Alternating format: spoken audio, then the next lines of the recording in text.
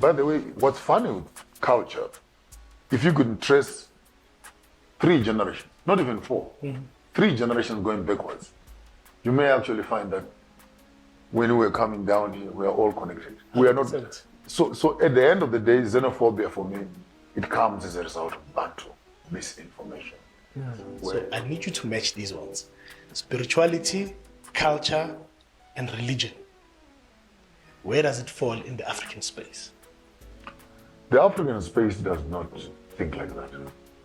You are talking to me with a Hellenistic mindset. There was a musician, Lucas Maluma, this one. He came out there and he said, why can't we do in an African way? Play the drum. Jesus will run through the window. Yeah. Jesus only comes when he hears organs, strings. Then Jesus comes and says, Do you consider yourself a musician? I'm scared of calling myself a musician. I rather call myself Sangoma. And Lord Ula is Sangoma. He's Sangoma Zongili. These are all medium spirits. They might not understand, but their business is actually to heal through song. I have to agree with you.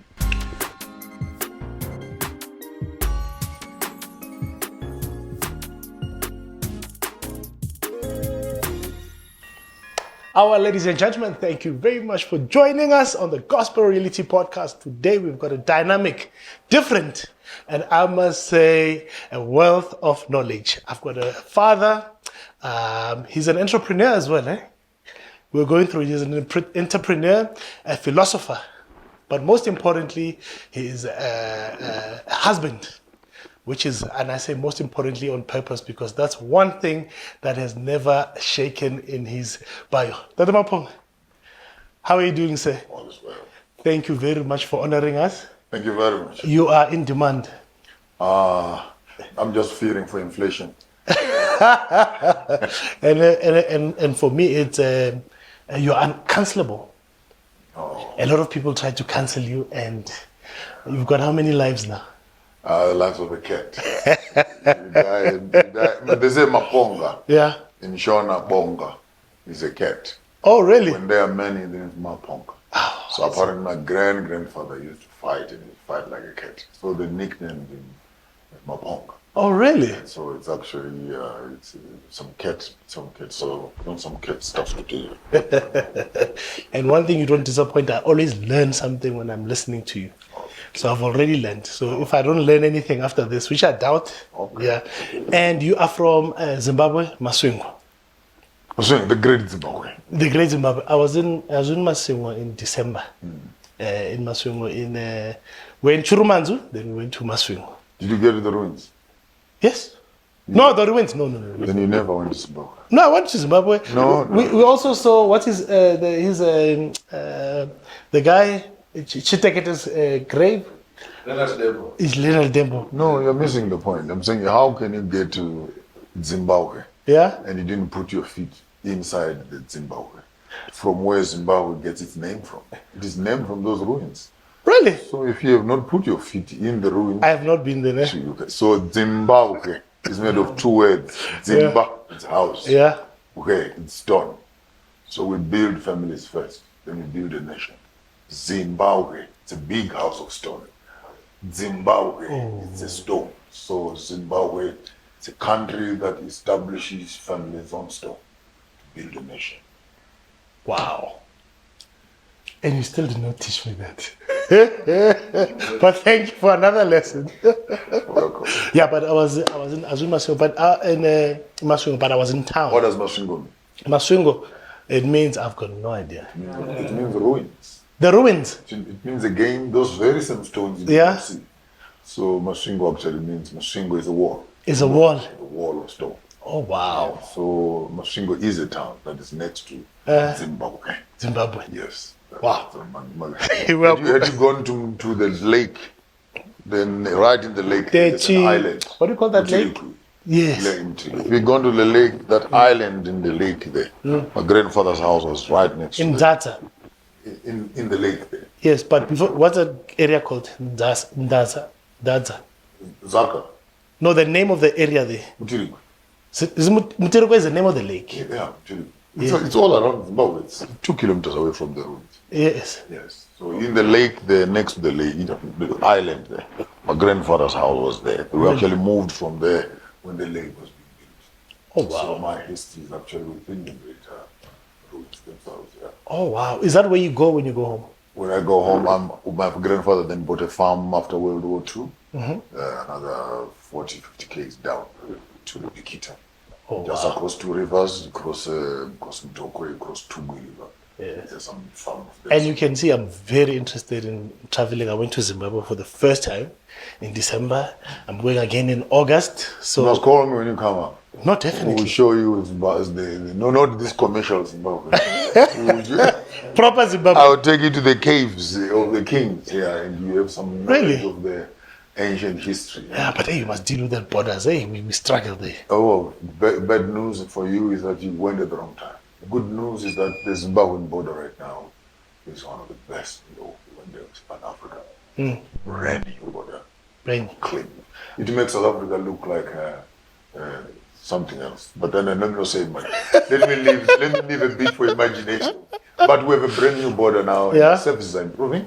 Yeah. The problem is sometimes when you move new people, old people to a new building, the mindset is still a bit. But there's a beautiful space now. Clean I see. toilets, clean floors, brand new, whole brand new digital space that the government has just put out there. That I need to see. Lovely space. Yeah, because I drove there and I flew back. So the airport was at least good. Yeah. And the roads are also almost done. From Yes. this bridge to Harare. I think we only have about a few hundred k's Yeah. left. But from Harare coming down to Masvingo, I think it's about 10 k's that is still Yeah. outstanding. Then after Bubi there, another few kilometers standing. But Yeah. actually, But generally they were good. I Yes. must admit, and you must check it out because when you do your Cape to Cairo trip, you must make sure your borders, the African borders, I've heard they can be hostile, especially when you're driving. yeah. So are you ready and prepared for that? That is part actually of the trip itself. Yeah. It is to make a press release and ahead of time be able to send letters to the immigration officers Oh. telling them exactly who we are, what we're going to be doing, the commercial part of the trip, the tourism part of the trip, the indigenous knowledge sharing, and also asking for grace. That as we go past, please, can they be kind to us? Oh, And not yes. only to us, and all those that will follow after us. Yeah. So it is also maybe to begin to experience. And whatever we would experience there, it will be recorded. So it's all up to you as a country to show us your bedside or put your best behavior. 100%. Yeah. And I'm glad we're talking about borders because I believe in one Africa. I believe we should not have borders. How easy was this trip going to be if we were not subjected to borders? To live in the best. Then you don't have to worry about currencies. Yes. You don't have to worry about passports. Correct. You don't worry about visas. And it's amazing that America, with 52 states, they were able to create a borderless America. Exactly. Europe, with EU, you can move from Italy right up into Sweden, into Norway, and crisscross the whole continent of Europe with no border. Simply, and I'm glad. I went to meet up with President Genko sometime early last year, President of Namibia. Yeah. And we shared these issues of the Khoisan, Botswana, and Namibia border, who were being shot at by both governments at one time. So as a Pan-Africanist in my own space, Correct. I was glad to make an audience with the president. We shared views on how can you be a revolutionary and yet you are still shooting each other on the borders. 100%. And, 2, 3, 4 weeks later, I heard of the conference in between the two presidents, Masisi and Genko. And within a month from there, the borders were lifted in Namibia and Botswana. Now you just need your ID to walk past.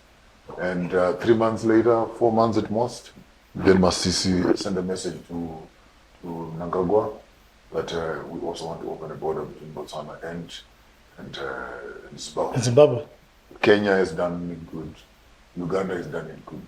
Tanzania has done it good. You don't need a passport in any of those countries. Yeah. So there is a new understanding that is going past. And unfortunately, to say this without being too political, is that the South African, being the last boy on the block, the Afrikaner Dompars mindset, our country, and I don't believe it's the Africans who are doing this difficult thing. It is the white Afrikaner community, maybe that is scared that should they lift up the borders, and should there be a flood of people into the country, what will happen to them? But people are not like goats that you can block.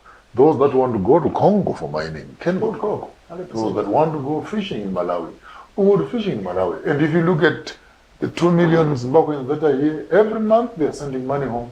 They are sending. And I think the fear of when you open the borders, South African Zimbabweans will come and live here.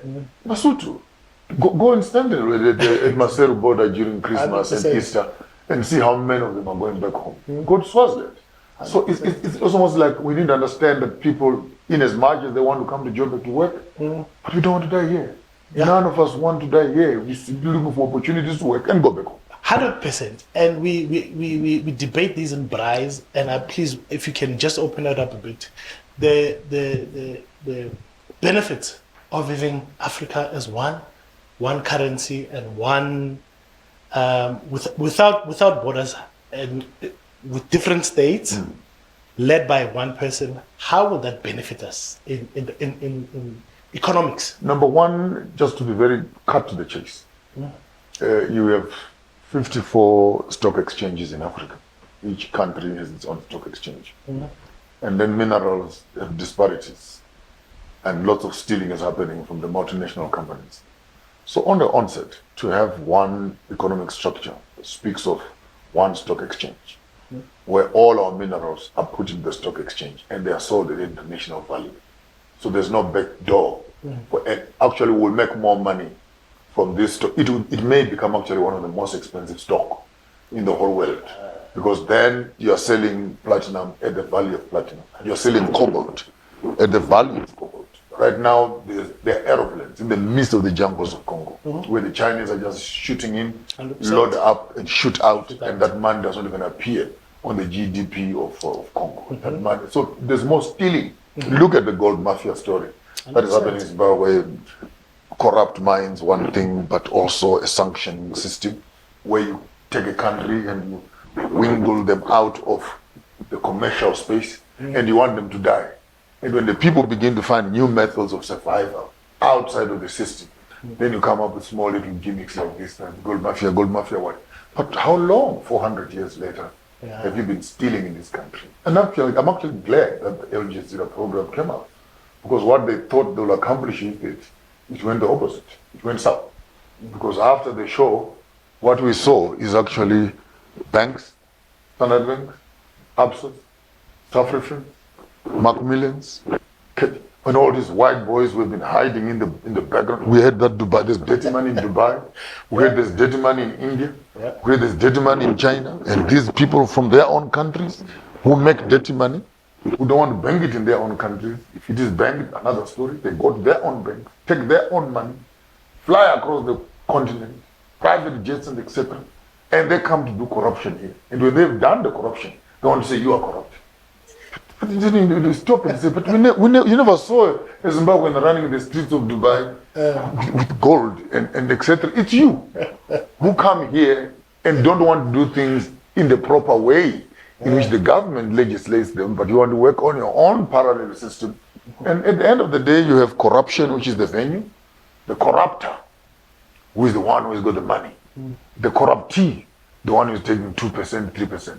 And for me, it is stupid for Africans to discuss gold mafia story with the 2%. The question is, what happens?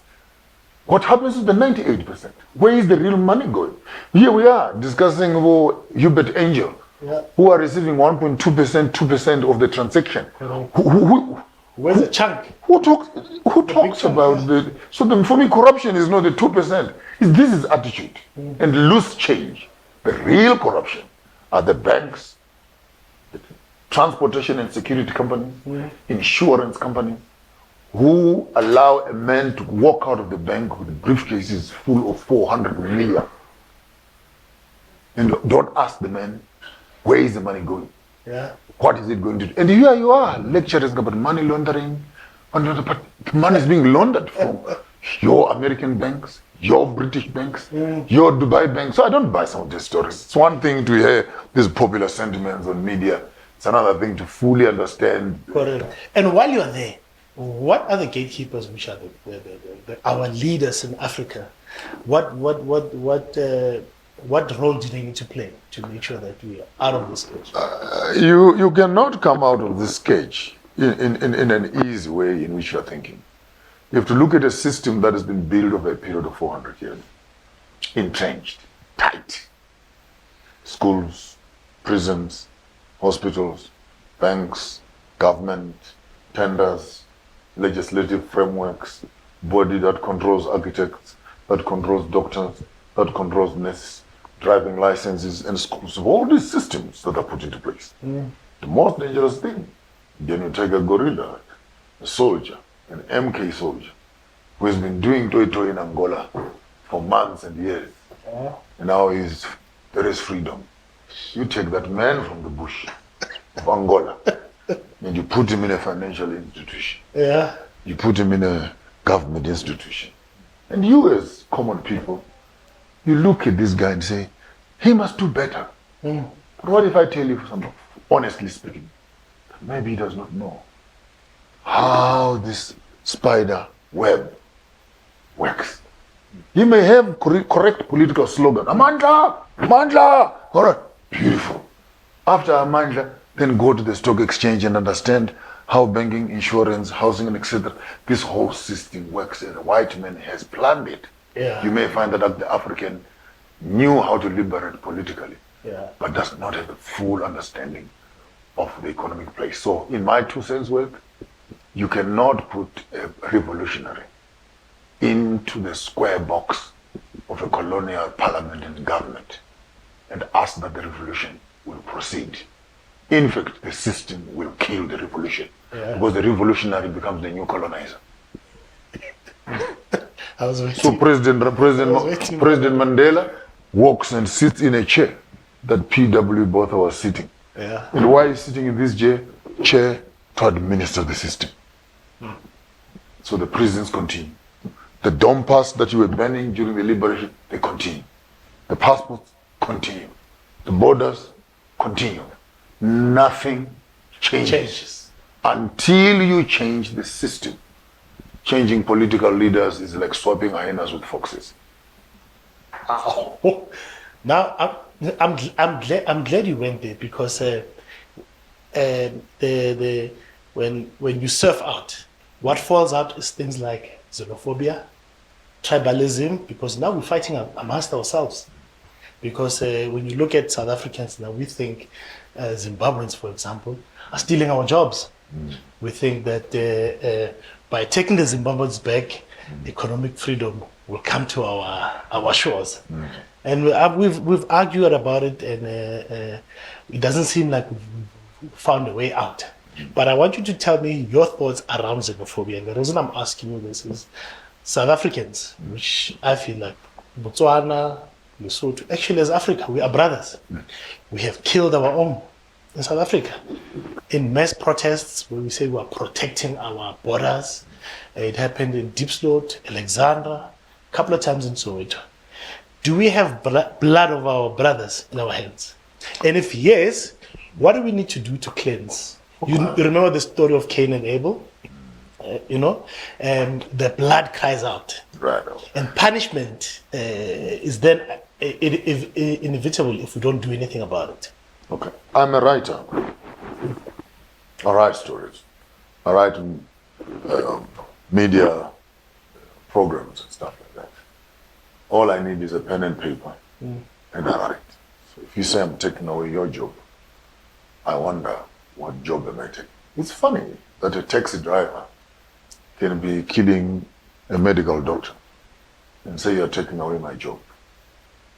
And then you want to look and say, which kind of jobs are you talking about? So the whole concept of taking away of jobs is not all true. Because some of the jobs that you are talking about are highly specialized jobs that even if you can kick out the Zimbabwean out, you will have a gap right there. If right now we should take away all the Zimbabwean teachers, who are the science and maths teachers, privileged enough that we come from Zimbabwe, where our education system produced all this, what you're seeing. Yeah. And the country cannot absorb all of it. So some of it has ended up here. So you said the 180 teachers who are in right now in South Africa, running your science and maths departments, who are Zimbabweans, say we don't want you here. It's fine. You can pack and let them go. But how long will it take you to produce another 180 maths and science teachers so that metric can be written this year? And then you complain that your education level is going down. But no one is talking of the quality of teachers that you have who can match what you want. So this whole thing of taking away of jobs must come with a reflection. We understand you are young people as South Africa, as a country. You are young. You're 25 years old. Got it. We as a country, we are older. We are 40 years old, if not 45. Yeah. And surely a 45-year-old man has got Yes. more experience. Than a 25. So the spillage which you are enjoying comes from that kind of experience. So maybe that's on the professional side.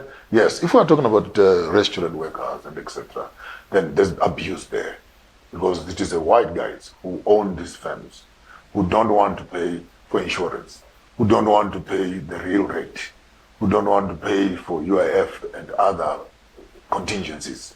So a Zimbabwean who does not have papers, even if he's given 2,000, 3,000, and he will agree. Whereas a South African will demand the minimum wage. Yeah. So in that space, you want to be clear that the taking away of the jobs is nothing to the Zimbabweans, but the business owners. Because if the business owners will be held accountable, and it is equal across the board, then the concept of the Zimbabwean will fall into non-significance. So the Zimbabwean market is lucrative because it's abusable. Not because that they're taking away your jobs, but they are giving away their services at less because they don't have papers to qualify. On the xenophobia issue, on the upside, on killing each other and keeping having blood of our relatives in our hands, it's ignorance of the highest order. Because a Piri in Malawi, a Rafiki in Kenya and in Tanzania, Shokomkanya in Zimbabwe, a Khabo in Botswana, a Mtweneng in Lesotho, a Jambase in Xhosa, Fakudze in Skosana in Kwandebele, a Mtolo in Eswatini. It's all a monkey. So when you find a Mtweneng in South Africa taking a panga and chopping a ngube, you're actually killing your brother. 100%. So is the Banda, the Sibanda, the Mtsimande, the Mgonyamo. So is the crocodile, Correct. the Ngwenya, Ngwenya, the yes. Gushungos, the Mukwenas, and etc. So I think our lack of understanding our Ubuntu family. And by the way, what's funny with culture, if you could trace 3 generations, not even 4, 3 generations going backwards, you may actually find that when we were coming down here, we are all connected. We are not. 100%. So at the end of the day, xenophobia for me, it comes as a result of Bantu misinformation, where you are told you are this, you are not that, where now you are South African.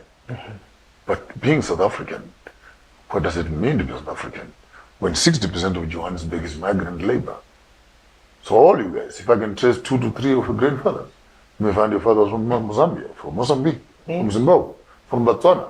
I mean, so there's nothing special. 100%. And even when you listen to the language, similarities. Lozi in Zambia, Sotho, north and south, and Tswana, etc. One language. 100%. So which part is difficult? And if you look at a linguistic cooperation, you look at bloodline connections, and you look at our demographics, that it was just separated by a river. So the vendors that are in Zimbabwe and the lambers that are in Zimbabwe, others are across the river. Before the white men came, we used to feed and go across the rivers 100%. and marry and work around. So a white man comes and then puts a line and says, no, before you can cross the river, you must go to Pretoria and get a dome pass, go to Harare, get a dome pass to go and visit your uncle across the river there. And the Tswanas. Yeah. I mean, look at the whole of Rustenburg. into Botswana. Actually, Zeerust and Botswana, we came It up. used to be part. Yeah.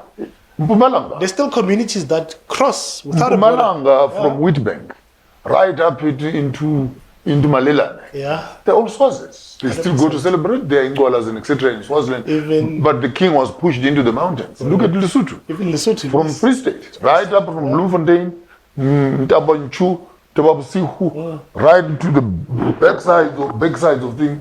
It used to be Lesotho.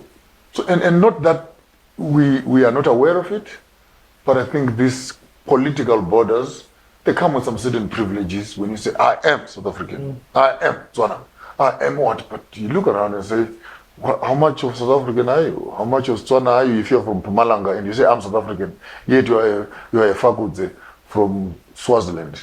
And your king and your chief is paying allegiance to the king who is in Swaziland, and you're saying you're South African. So you find this dichotomy between cultural cohesion and actually educational understanding, so that when you are killing your fellow Africans, you are as good as killing yourself. You get to Abuja in Nigeria, driving out right from the airport, there's a big rock that is looking at you next time you get there. Go and ask what is the name of that rock. Huge rock. It's called Zuma Rock. Zuma Rock. Z-U-M-A. Zuma. And you come right up in KwaZulu-Natal, in the bottom part of Natal. You go and look for a person there by the name of Zuma. Wow. Then you look at the linguistics, the connection, and say, coincidence? You go to the southern parts of Angola, you find tribes of the Chitikulus, who are the Mutimkulus. Who are the Bunganas? Now, you see, you come in nicely. So I need you to match these ones. Spirituality, culture, and religion. Where does it fall in the African space? The African space does not think like that. You are talking to me with a Hellenistic mindset, which divides things into it's this and this. African culture is total. Within culture, there is economy. Within culture, there is spirituality. Within culture, there is food. There is fashion. There is governance. So culture becomes a way in which a community expresses itself and responds to the environment. Does that make it progressive and it changes according to time? Culture. All cultures are progressive intrinsically, but the changing of times does not change values. Does not change values, because the values doesn't change the tradition. The values. Traditions can change. We used to put on skins, now we're putting on clothes. We just put prints on them, etc. So you change, you can change material, but the values of what these things represent. Please help me out with this. I thought culture is a way of living in a certain date and time that is progressive and can change. I thought religion or culture, not culture, religion. Religion is obviously your belief, and it can be influenced by culture and tradition. Tradition, I thought, doesn't change. If in your tradition you say, when I bury, I want a certain color cow, it has to be done like that. It doesn't matter of location or time. Am I missing it completely? Culture has to be understood squarely well, because the influences of the dominant culture which force it to change. So even what you're saying, don't change, ultimately you find that we used to marry like this. But now we're marrying like that. Correct. So even the tradition itself of marriage, I want to do a traditional Zulu wedding, I want to do a traditional white wedding, but all of them are traditions. But one is migrating towards the other. The only problem is that while we are migrating towards the whites, are the whites migrating towards us? Or slowly we are moving into oblivion, as we think that being progressive is becoming more like them. And therefore we say in Farmers of Thought, every time you try to be like me, you are depriving me an opportunity to experience you. So you would find that our words, when we talk about progress, it has never been progress towards ourselves. It is a migratory progress. When you are being called progressive, it means that you are less cultured, you are less traditional, then you are progressive. Whoever came up with that kind of language, maybe we must find him and tell him that actually retrogressing could also be progress. Because the one who finds his roots, I think finds his basis rather than the one who finds his ambitions. I'd like to run when you speak about culture and the music. So, which is people don't know you're a very, I'll say you're a good musician. How many instruments do you play? I don't know. I last played 15, I think. 15. I'm saying fluently. I last played 15. I've seen you play a saxophone. Soprano, tenor, alto. I play all three of them. Really? I play trumpet, and I play harmonica. I play bandura. Yeah. I play mbira. I play the kora. Correct. I play the nyatiti. Yeah. And do drums, traditional drums, and. Do you consider yourself a musician? I'm scared of calling myself a musician. I rather call myself sangoma. Oh. Yeah. Why sangoma? Because all musicians have a ngoma. And ngoma in Shona speaks of a drum. So you can't say you're a musician if you don't have a drum, if you don't have the music. So when the ngoma ni monga so ni sangoma, because ingoma yibungoma. And lo cula isangoma zonke. These are all medium spirits. They might not understand, but their business is actually to heal through song. I have to agree with you. So then, music is definitely spiritual. Music is a bridge between the physical and the spiritual world. It's vibration. Yeah, it is a passage. Is that why then a lot of musicians, I hope none of these here, have got problems with addiction, alcohol? You cannot say it better unless you know which space you're in. You might actually attract a spirit that will confuse you. You are doing a good thing, but you don't know why you're doing it. Then it contaminates you. This business is dangerous. If you don't know what you're doing, it will kill you. This will kill you. Yeah. Because the addiction of the spirit can become toxic if you don't know the reason why you're doing it. Sure. Is that then why we are led to, and I'm asking pastors because we've got a rich 30 years of being a pastor, and you're still a bishop. Is that why there's a loggerheads between pastors and musicians?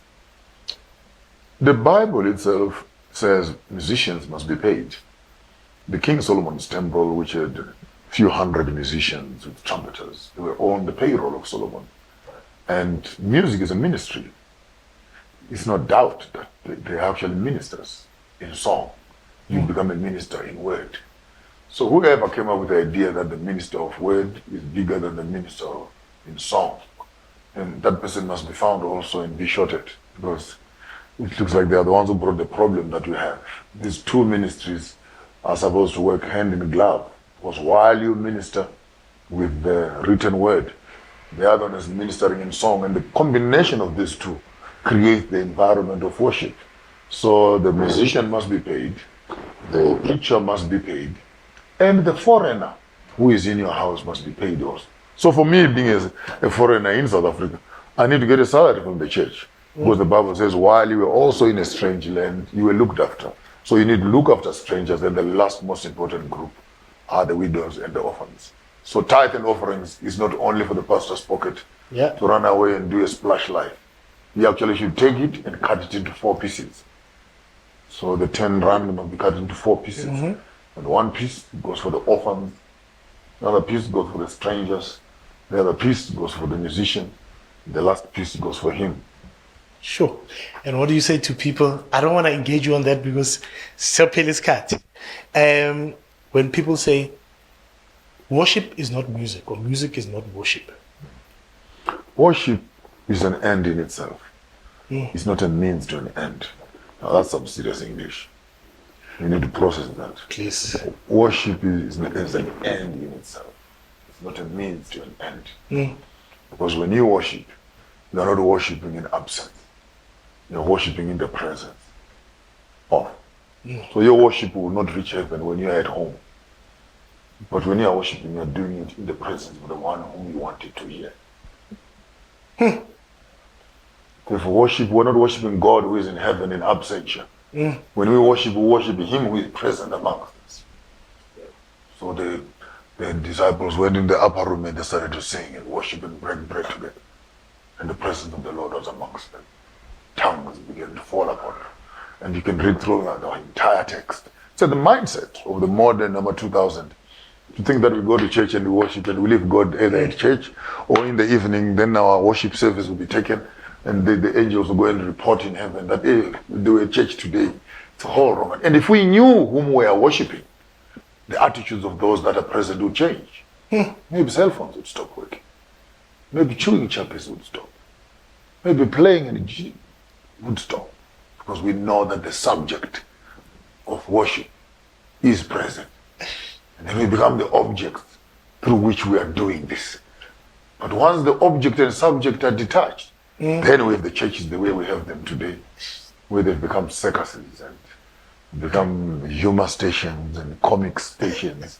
People come to church to find a high joker, a high comedian who come there and swears and curses and shouts and people must feel good. So church has become a drug where people are coming for a fix. Okay, I think Christians are addicted to this Christianity, so that they come here and get a fix.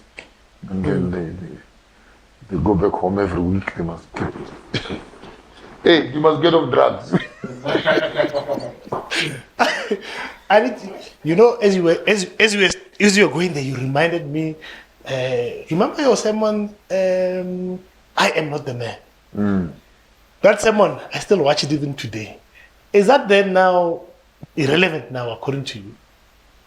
Relevance is not measured by me. Yeah. Relevance is measured by you.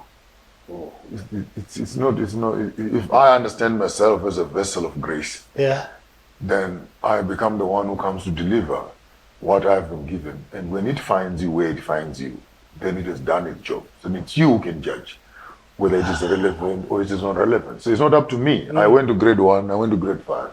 I did Form 5, I did college, I did university. And the fact that now I am in university does not mean that what I learned in primary school is now no longer available to me. It propelled you to there. Knowledge is progressive, and I am what I am, and grade 2 is here. Yeah. Grade 5 is still here. Grade 7 is still here. So the question of relevance is people who are refusing the growth of a person. Hey. As I'm learning and as I'm growing and I'm moving into new spaces, and as I'm changing my shoes from size 4 to size 5, I'm now on size 11, and etc. And so I'm allowed to change my shoes. My feet are allowed to grow, but not my brains. What I was taught in kindergarten must still be holding my brains, even when I'm 55 years old.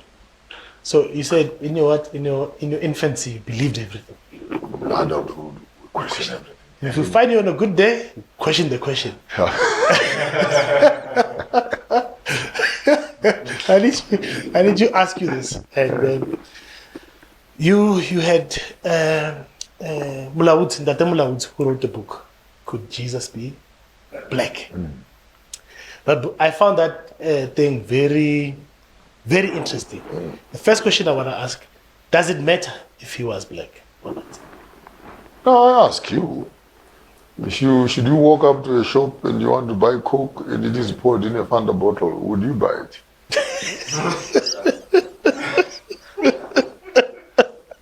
Okay. You want some Latu techies, and then I give you, I hope the Chinese want to hear me, I give you Vate. You want a Samsung phone and I give you some Sing. Yeah. Would you buy it? Let's start there. Would you buy it?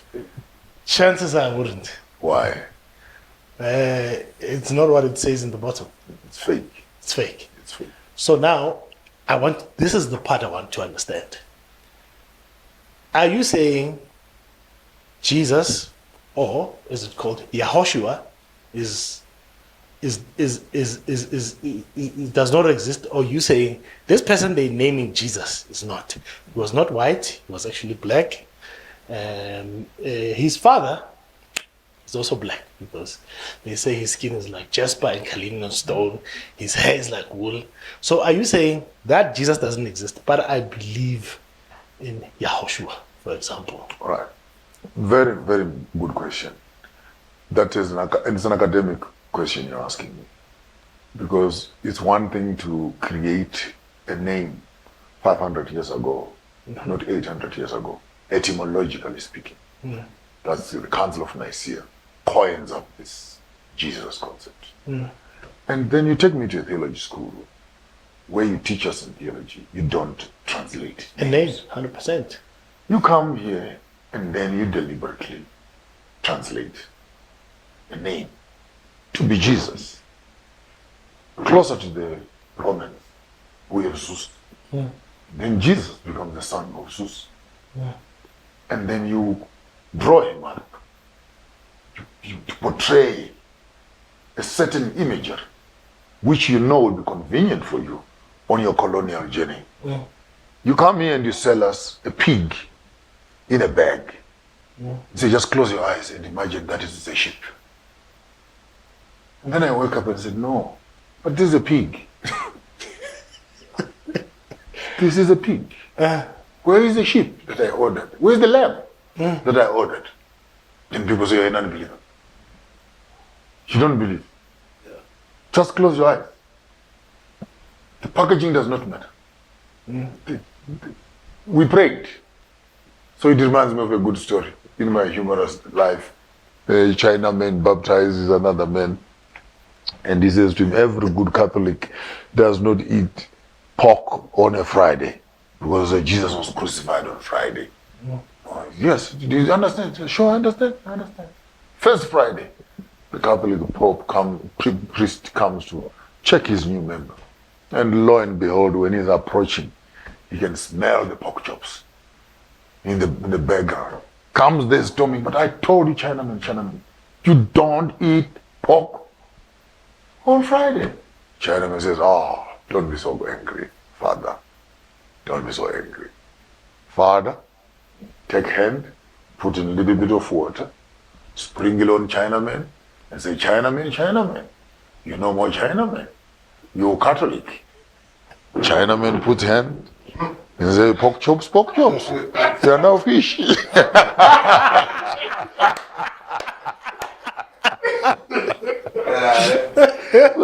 So you look into, when you want to do transformation of people, and I think this is honestly, blatantly so, that the arrogance of the white people around the text is what is offensive to me. And those that tolerate it, they get me upset altogether. The black book would say, don't make any graven images. But we hang them on our walls and on our necks and etc. And no one complains. Even if we could do that, but do it correctly, maybe to be a different story altogether. So we're dealing with a whole bunch of shenanigan stuff. Now we have rosaries. Now apparently on Easter, we must have bunnies. Easter eggs. We must have eggs. And then you go back in research and find this was a sex orgy where people would sleep with each other like rabbits and make children in Easter and then kill those babies in December. And it's part of the human sacrifice that will happen. And you take all that thing and you bring it to Christianity and say, we are celebrating Easter.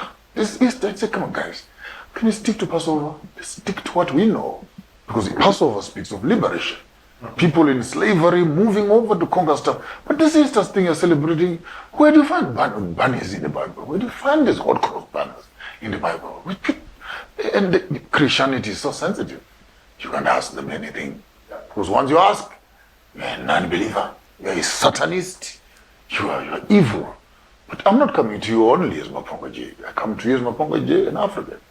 I come to you Maponga J as a bishop.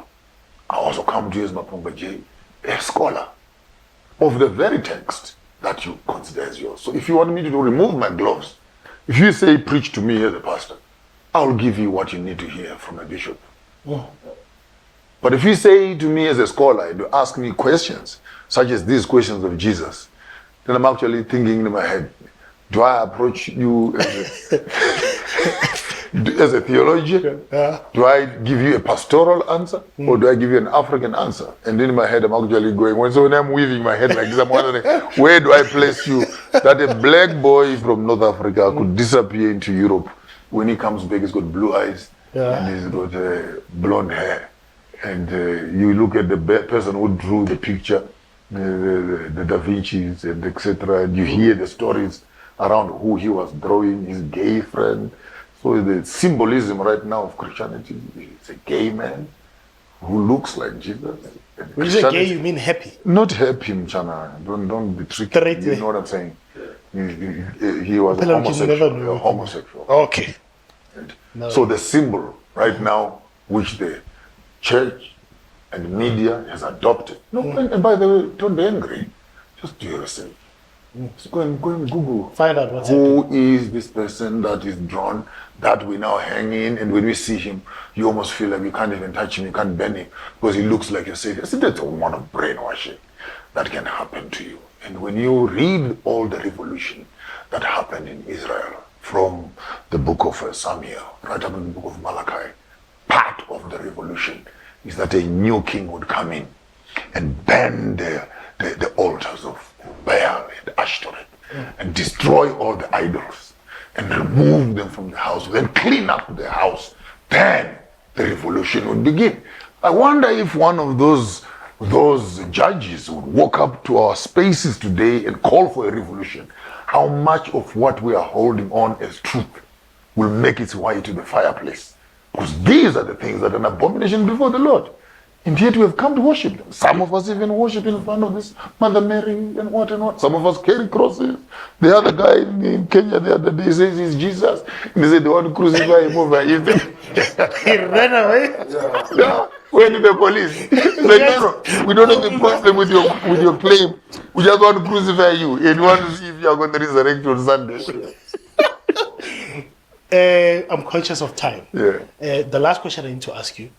I've had arguments, I think it was once or somebody else, and I said, guys, I don't remember that the Maponga saying he is no longer Christian. I remember saying he does not believe in the portrayed Christ that people are talking about. Am I missing it? Or because I don't remember you saying you don't believe in God. You just say, were you saying what has been packaged and sold to us you don't buy? True that. I believe in God. I believe in the presence of the supernatural. I believe in messages and messengers, the prophets, that come at various times to give us information and knowledge and systems. But what has been presented to us as Christianity, I don't believe in it at all. But what has been presented to us, 100%. because what has been presented to us is the Zacchaeus gospel, which is never taught. Is there any man out there that I've taken something from? If he is there, come forward. I'll pay you 4 times of what I've taken away from. Will the colonial system ever stand up and look at the black people and say, we are Christians. If we have taken anything away from you, we will refund you. So a religion that does not believe in itself cannot claim to be Christian. So are you catching? I'm catching. You can't say this is Christianity when it can't practice our African culture and customs, and I agree with you. And there was a musician, Lucas Maluma, this one. He came out there and he said, why can't we do in an African way? Play the drum. Yeah. Jesus will run through the window. Yeah. Jesus only comes when he hears organs and strings. Then Jesus comes into space. So my last question on this one is, if Jesus came out and he was black, would white people be Christians? It is a very interesting question. And because I'm not white, I'll find it difficult to answer that question. But having understood the white people, I think many of them are going to backslide in this generation when they finally wake up to find out what is it they've believed all along. A woman in Europe bought all the albums of Louis Armstrong. All of them. Until Louis Armstrong went to Europe and she discovered that he was black. She went home and burned all the albums. She thought it was a white boy playing music. So it's a delusion. And by the way, you believe in what you don't know. When you know it, you don't need to believe in it. So I don't need to believe in Jesus. I believe in what I know. Culture teaches us facts. Christianity teaches us faith. Wow. He's got a question for you. Yes, Bishop Maponga. So, do you believe there is heaven after death? What happens? I believe when you die, stand with me in the river and take yourself a glass of water from the river. That's your life. At death, we pour you back in the river. You join the rest of the life. Is a continuous cycle of the spiritual space. Heaven as a name, yes. Heaven as a theory, maybe. Heaven as your mind, maybe. Heaven as things of imagination above you, and earth as soil, between heaven and earth, between thy will be done on earth as it is in heaven. And so the concept of heaven must not only be looked at from the cosmological space, but it must also be understood in a philosophical way, that heaven, and if you understand what is above as what is below, you'll understand that the cosmos that is out there is duplicated in the cosmos right here. So where is your heaven? Your heaven then becomes your place of darkness. Let's close our eyes in prayer. There you are in the space of nothingness. And from there you create things that are visible in the physical space. So from a local space, heaven is here. Earth is here. It's my flesh that is here. But in a scientific way, heaven is there. Earth is here. But when it comes to more critical thinking, and I ask you, point where heaven is, in a scientific way, you may never know whether it is that way. Because if you say we're a globe, in the globe theories, as opposed to the flat world theory, if you are in a globe, from where can you point heaven to be? It could be there, it could be. So these are philosophical questions. But for what it is worth, it is good to know that the spiritual world, which you call heaven, determines what happens in the physical world, which you call earth. So that which is above, it is the creative space which manifests in that which is visible. So we are living between heaven and earth. So as you stand, your feet are on the ground and your head is in the heavens. So you constantly download spiritual data and manifest it in the physical space. That's what I would come to understand in my old age, is what heaven represents and what earth represents. And I live in both every day. Every day. And every night I go to heaven. Yeah. And in the morning I come back to earth. And I know you need to go, but I need to ask you a last question. And Bonzo wants to ask something.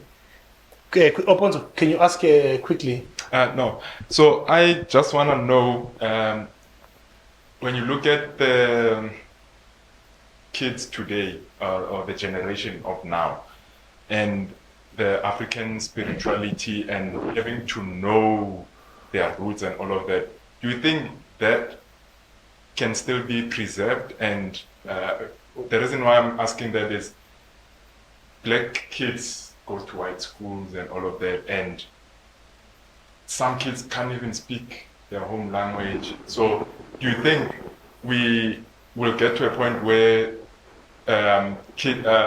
we can preserve that African culture with the current kids that we have now?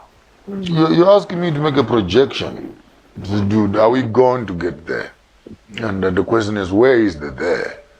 You know, because education has become an escape from yourself to the other. And we don't need to look very far. Look where you're going, which is the European culture. And you'll find that they are solid. Their culture, their kings, their traditions are intact. So while you are running away from your own, where you're going, they are solid. They're established. The queen still sits on the throne. He left it for his son, and the son wants to retire now. He's living for his son. So when is the democracy in Britain? When actually it's being run by a monarch. But you run around the world and destroy other people's monarchs so that you remain as the only queen around the world. So you need to understand sometimes, I think lack of learning, that we would think that should we preserve it? Should we preserve African culture? then the opposite question, should we kill European culture? Maybe that's the balance. So that we don't be seen to be, should we preserve African culture as if the other one is better than the other? And if you should go back into the European culture in its gore state and understand the cults and the occultics of the Freemasons and the Illuminatis and the human sacrifice and other things that happen in that space, in their own cultural space, even the king being inaugurated by a goat. Imbuzi ngephethe lapha inaugurating nina African umuntu ngabonakala umuntu ephethe imbuzi ngabo uyathakala so you guys you're confused. You're confused. I can't help you because what you're throwing away what you know and going into what you don't know. I need to leave it on a lighter note, but it's a very important note. I've heard what you once say, after 40 it's about health. What are men 40 and above, majority of us, are supposed to do to preserve, most importantly, their manhood? What are we supposed to do, and what recommendation can you do? Because the African continent, we knew how to look after our bodies. There's a plant for this, there's a plant for that. I need you to be as raw and honest on this one. I think after 40, your health is determined by your pencil. And depending if it goes up, then you are healthy. If it goes half past, then you are not healthy. Every morning, if you find in a house a toilet that is very clean, you must know that the man of that house is physically weak and sick. Please every man must wake up in the morning struggling with fire brigade, trying to. But on a lighter note, learn from your culture, Zulu, Tswana, and there are things that our grandfathers used to do, cleaning up the colon. And you don't do this every day, once every quarter, every change of season. When you are changing from winter to summer, the change of food needs also to have a cleansing of the colon. And once the colon is clean, is the first one, most likely the pencil will function properly. And back with that, from Maponga J and Farmers of Thought, we recommend at least that a man must reduce alcohol, man must reduce sweet drinks, that includes Coke and etc. Kuzana maheu majets. That is snacks nje, this womanzi nje, this right, and then our fresh juice. But in case you want to drink something that is warm, I would recommend some cinnamon, ginger, 2 teaspoons of cinnamon, and fresh ginger, and 2 squeezes of lemon inside. Make that your favorite drink.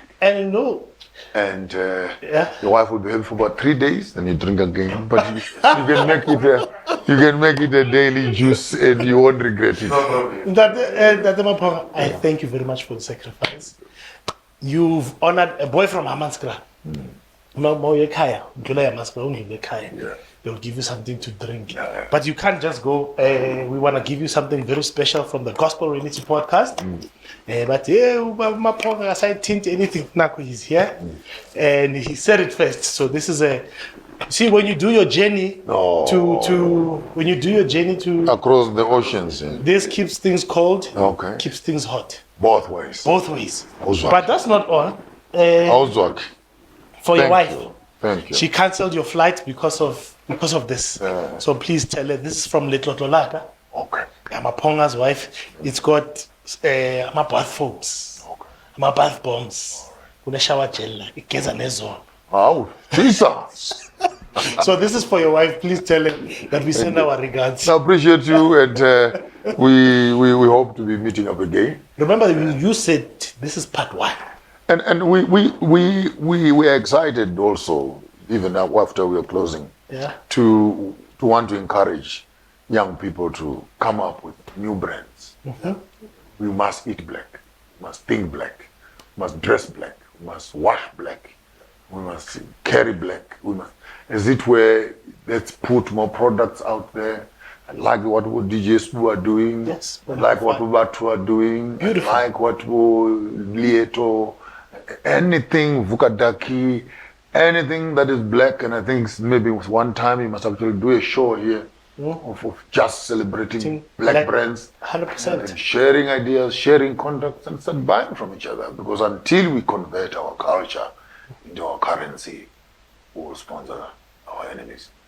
Yeah. Wow. Dr. Maponga, Thank you. thank you very much. Our ladies and gentlemen, you heard it first on the Gospel Reality Podcast. We're here with Ntate Bishop Maponga. Till we see each other again, our courts will be